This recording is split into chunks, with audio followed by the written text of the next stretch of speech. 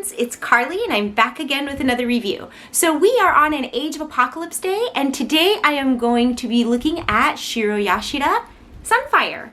So I really wanted to look at this figure because I was so disappointed in Logan Weapon X, and I wasn't really super duper excited about Jean, and I wanted to have a good one. I've been having such great luck and experience with the Retro Spidey figures. I just really wanted a good one, and this one looks so daggone good. So I just decided that I had to talk about him. And let's take a look, you guys.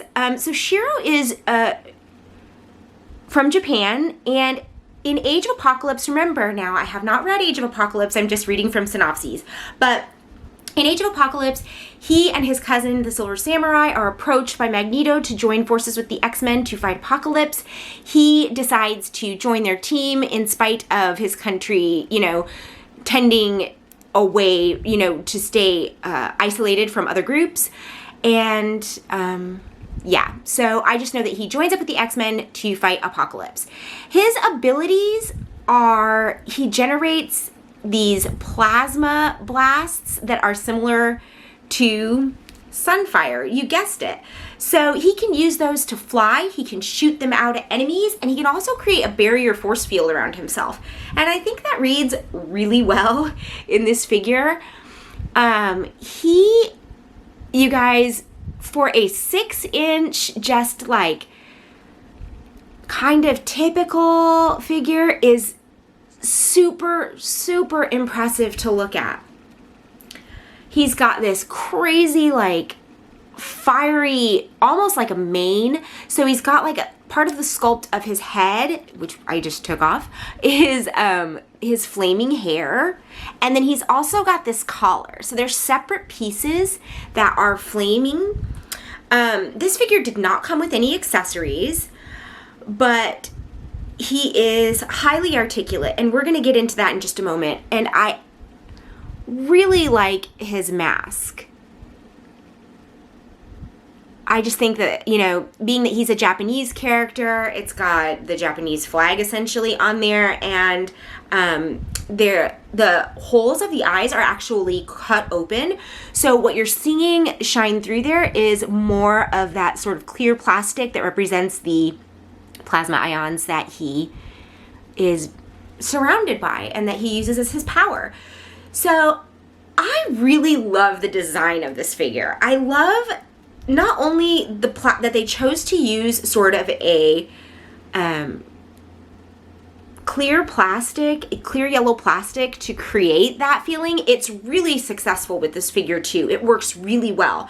But that they also sculpted and molded a darker orange as an accent to him.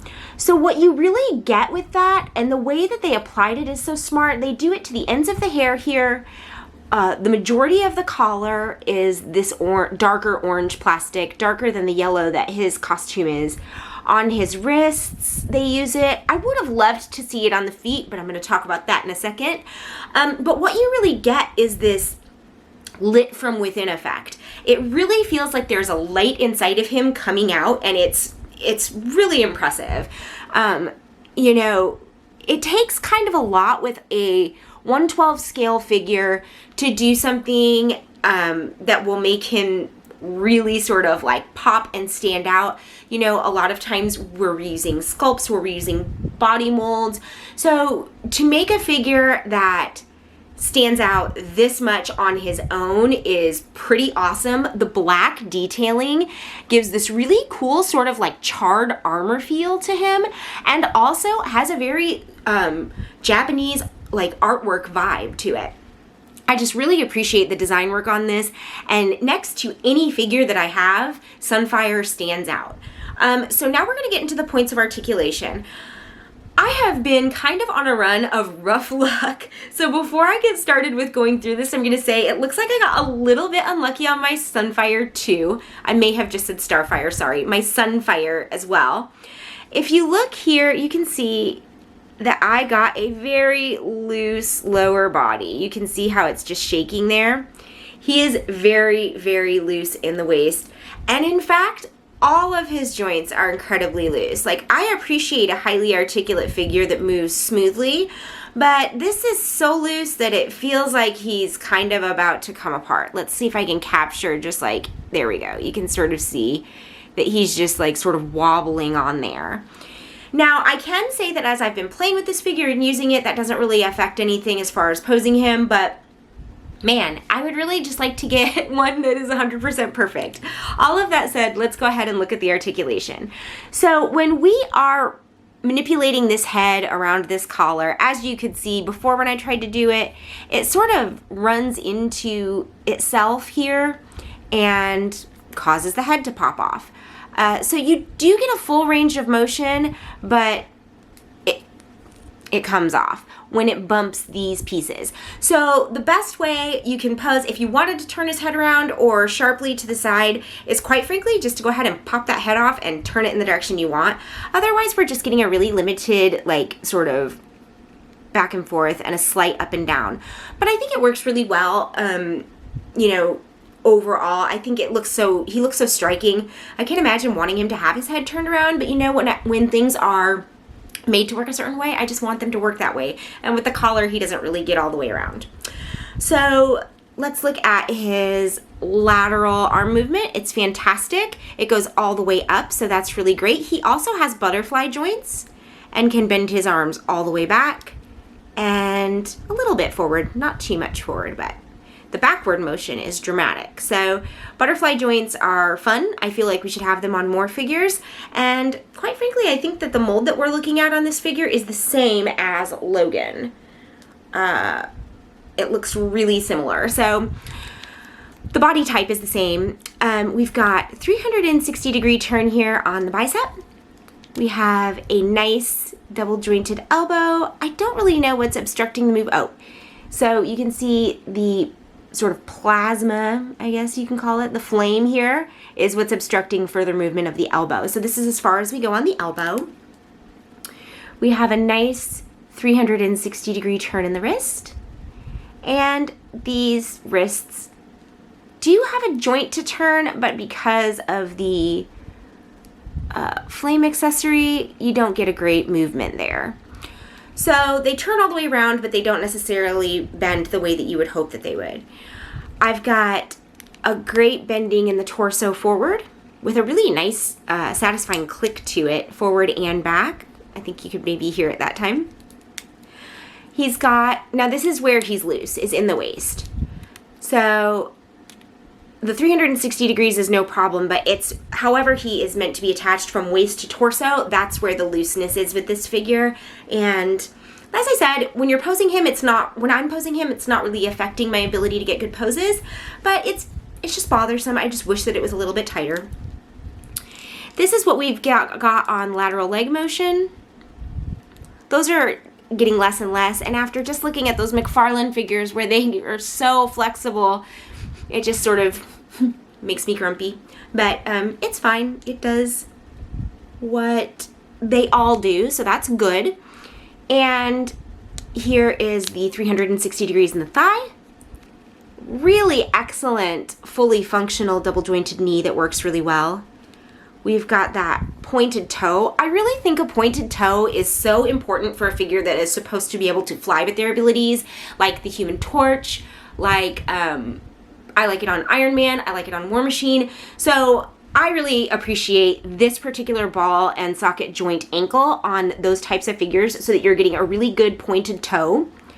Here is the forward motion of that toe, and then of course we have the full range of motion of the ball and socket. Now, all of those things make this figure great, but it is a bummer that he didn't come with any type of accessory, especially since he is a flying character. He could have come with a force field, he could have come with a blast effect, he could have come with any number of things. This Sugar Man bath is hardy, so I do have understanding for the fact that with the parts that go along with Sugar Man, it's a little bit difficult to include additional accessories, but I would have liked to see something. And I'm starting to feel that way with all of these, that there are some failures in this line in design. That is not the case here with Sunfire, but accessories are missing. So what I'm going to do now, I actually saw on Facebook, and I wish I knew who I saw it from. If you're the person who did this or a person who did this, please share your info in the comments below, and I will share your pictures on my Annoying You with Friendship Facebook page and credit you on those, because this was such a great idea and really does a lot to make Sunfire even cooler than he is. So I saw someone take the foot blast accessories from the Iron Man 2020 figure that we loved so much over here at Annoying and use the pegs in Sunfire to give him those foot blast accessories. So I'm not going to put the whole thing together. Well, maybe I can. I saw this. So see, we've got a great color match, and now for mine it's not going to work as well because I have that super loose waist, so it's really difficult to get a solid center of gravity on him that will allow him to perch up on these, but you get the gist. That's a pretty good match and a pretty good looking accessory for this Sunfire.